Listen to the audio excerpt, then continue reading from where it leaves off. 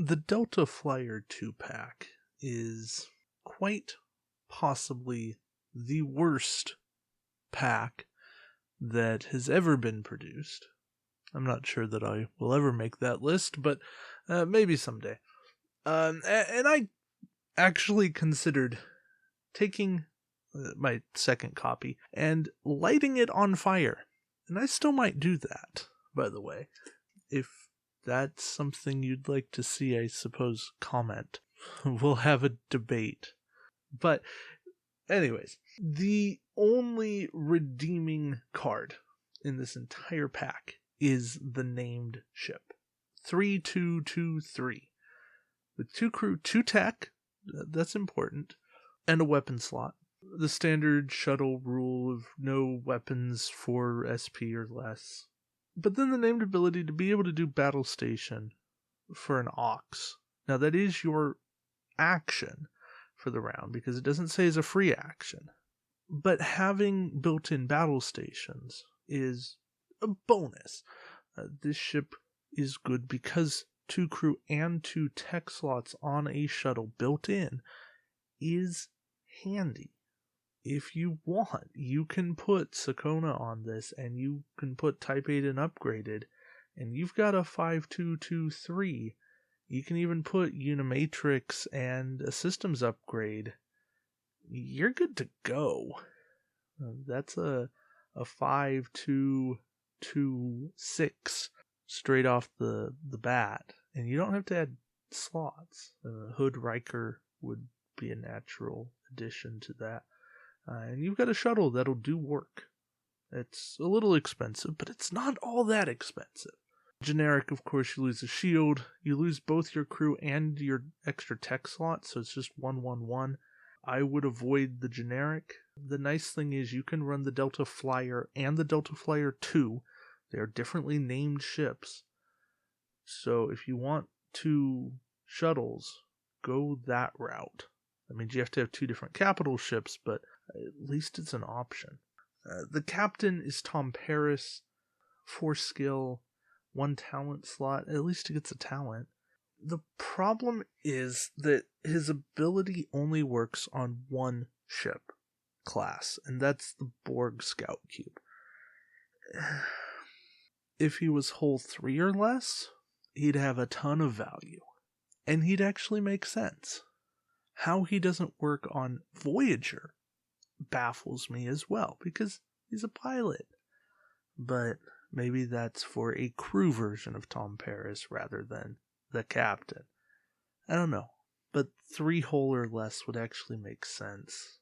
It would also make sense for him to turn comeabouts or some other moves into green moves, but maybe that's treading too much onto Chekhov's territory.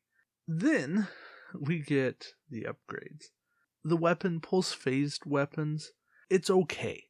It's 5 points for 3 attack. It only works at range 1. You put 3 time tokens on it. You make 2 separate attacks. And that's okay. The problem is you can't do anything to raise the dice. So you don't even benefit from something simple like a Denatra being close by. And that hurts you. Even a crew Tuvok that has a natural boost to secondary weapons, it doesn't go there. I understand they're kind of trying to curb some of the insane stacking of dice. I did this with Duras, making a torpedo attack work. 3 dice is not the cap that you need to worry about. If the defending ship couldn't get defense dice, then I would understand capping your dice. But there's no limitation here. It is nice that you don't have to use a target lock. You don't even have to have a target lock. This is just time tokens. But range 1 only, you're better off using your primary weapon in every situation. B'Elanna Torres is the crew. She is a worse version of Aaliyah. B'Elanna is limited to action bar, which is already worse.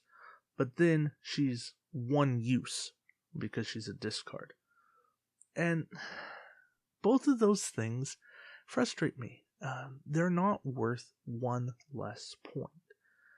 If she was one less point, but could only work on the action bar and wasn't a discard and was a continuous effect, that would justify her inclusion in the game, because Aaliyah lets you do whatever action you want, and B'Elanna would then just be limited to action bar, and that would be okay. And then you make a choice. Do you want flexibility of actions or just your action bar stuff? I don't know. Impulse thrusters. It's a 4-point tech, and it feels like a worse version of Admiral Forrest. For an action to do an extra 1 straight if you did a straight to begin with, and not any straight, but a straight of 3 or less, just add on top that it's a disable. At the very least, it shouldn't be a disable. It should just be passive ability. Maybe if it's not an action, I could let it slide. But it's also 4 points.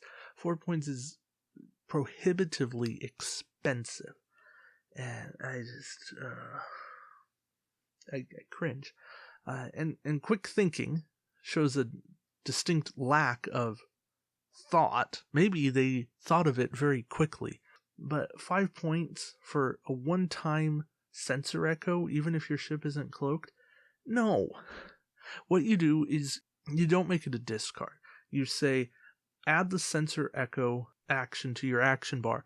You may perform the action even if your ship is not cloaked. Or action, you can sensor echo or perform a sensor echo action even if your ship isn't cloaked. But you only put it on the Delta Flyer class and the Defiant class, and maybe you can figure out one other thing to put it on, but those are the only 2 that feel right to me, because they are the most agile ships in the game. I'm not talking about just Federation, I'm talking about the game as a whole. So that's what I want out of that card. Not what it is, just totally different.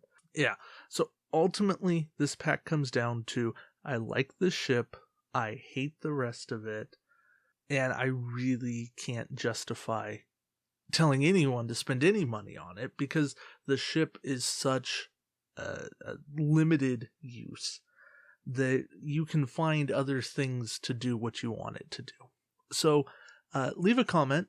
Tell me if you want to see this whole thing get lit up or other destructive aspects of it. I will be happy to make that video because I don't like this pack, and you know what? Some destruction just feels right due to recent events. Anyways, Drive OP. It was fun. The prize ship, not so much.